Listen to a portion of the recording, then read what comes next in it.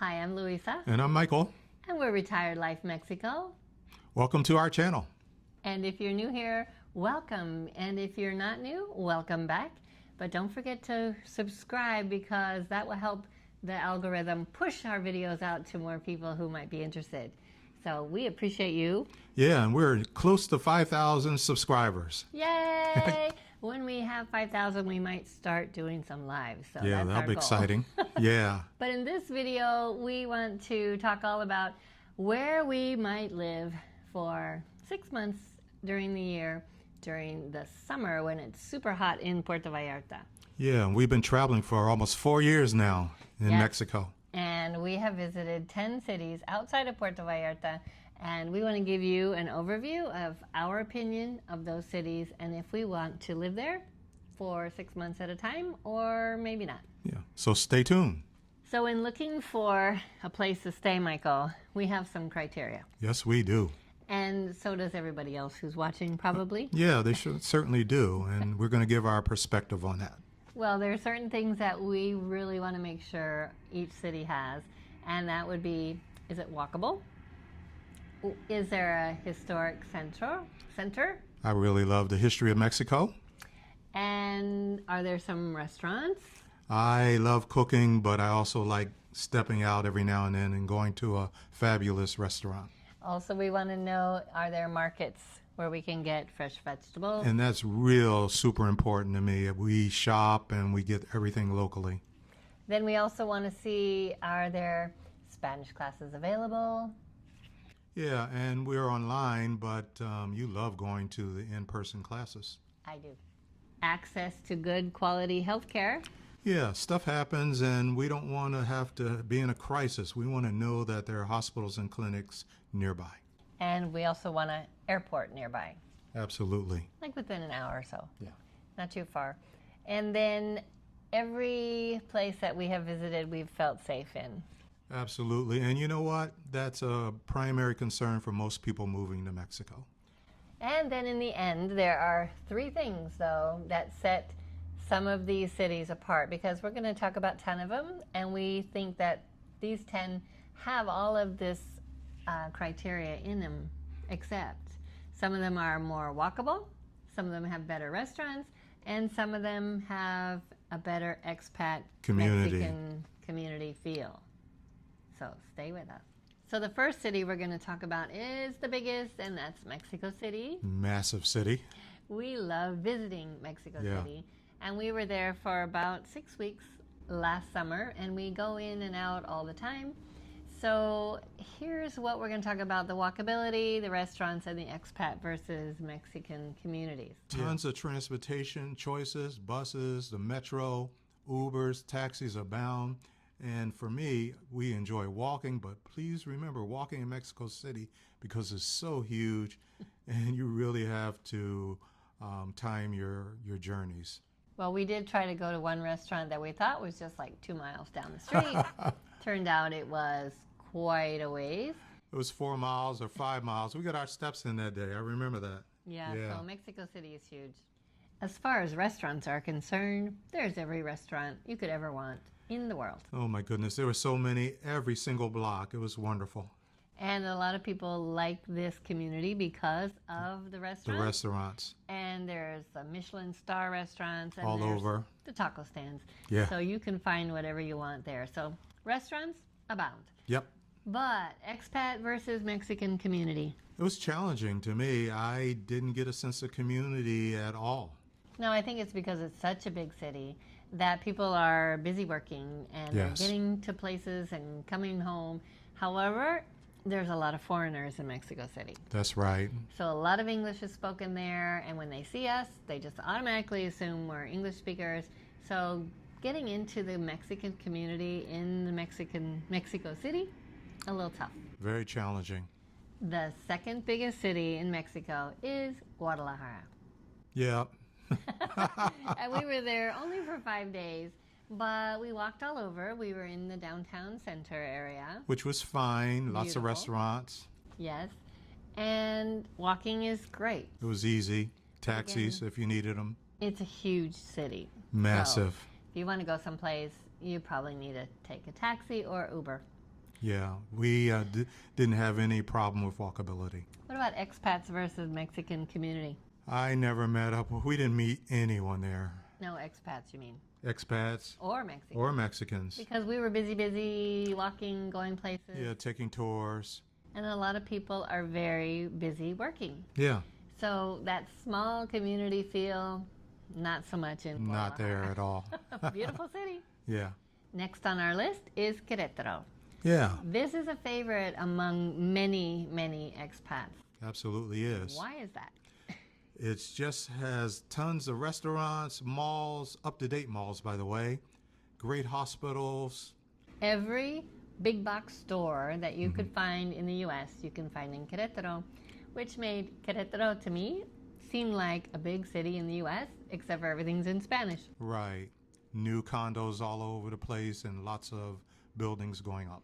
Right, so since our criteria said that we needed a safe city, this is one of the safest cities, according to expats, Yeah, in Mexico. So that's one reason it's so popular. I think so. However, I want to be in a Mexican community where I can integrate into the community and not necessarily hang out with all the expats, but I want to hang out with expats when I want to. Yeah, I think we would be in that area, but we would have to live outside of the area. And next we're going to talk about Puebla, because Puebla is one of my favorite places. I have a history there. Years and years and years ago, when I was a teenager, I was in Puebla taking Spanish classes and fell in love with Mexico. Yeah, and I understand that. The thing that I loved about Puebla is when I started reading about Mexico, the revolution was there, the French were there, they got kicked out, the Mexican Revolution started. I love that, but then it's like, what else is there to do? Not Okay, much for me. The restaurants are good. The restaurants were okay. They had malls, They definitely had a mall. and it's very close to Mexico City. Right. I'd sum it up to think that Puebla for me is just a working city. And that's not demeaning. People are just going to work and lots of factories around the area. And not a lot of expats around. I didn't see very many except for in the school. Next on our list is Oaxaca. What do you think about Oaxaca? One of my favorite cities here in Mexico so We're far. not supposed to tell them that yet. Why do you like Oaxaca? I like the culture, the people. I know this sounds repetitive. Magnificent food, and you can get around wherever you want to. Because the restaurants are great. They're a different kind of restaurant usually. Yeah, the food is very native to that area. Yep.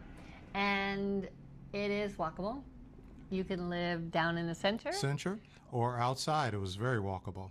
Yeah, there's some of the towns, some of the colonias outside of center were very close, so you could walk in and out. No We walked problem. every single day. Are there expats there?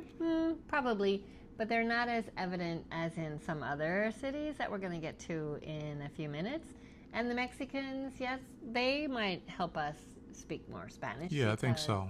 I think that community is welcoming to us who want to speak Spanish with them. Speaking of expat communities, if you're looking for a big expat community, look no further than Ajijic. This was our first city that we visited outside of Vallarta.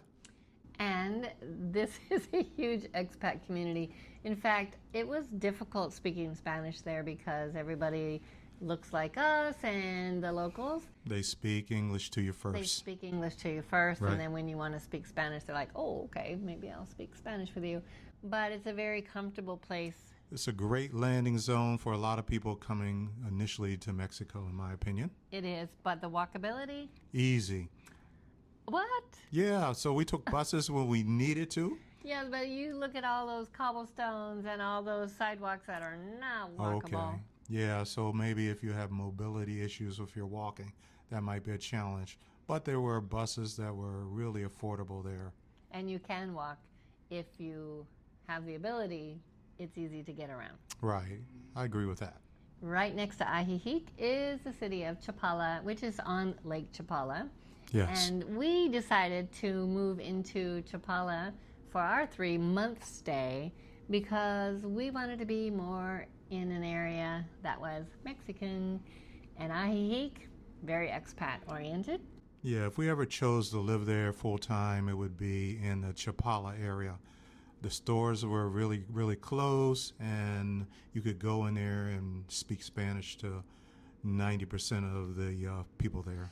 Yes, it's a very non-expat heavy community, but it's right next to Ajijic. And so one thing we did a lot was we would go to Ajijic, hang out with our expat friends in Spanish classes, and walk around to the great restaurants there. Yeah. And then walk back to Chapala and talk to our neighbors. Yeah, it was fun. I enjoyed that city. Cuernavaca. This city has the nickname of Eternal Spring, and you could live in Cuernavaca all year round. The climate was great. I love the Mexican teachers that you go to take classes with. I didn't find much more that I loved about the city. Oh, the great center was wonderful. The center was fine, more history that I could explore. And there are great museums. And some restaurants. But it's a little hilly. So very hilly. Walking is a little hard. A little challenging. Mm-hmm. And the expat community, there is one there. We couldn't find it. We reached out to them. It didn't work out. They do meet up eventually, but not while we were there. Wasn't that active. So if you're looking for an expat community, not so much. You could probably integrate with the locals a little better there, but you got to find stuff to do, and everybody's working. They were all working that we met. And next we're going to talk about Guanajuato, one of my favorite cities of all time because of the colorful buildings and houses, and the whole place is just vibrant. Yeah, it was very vibrant. There's a big theater community there.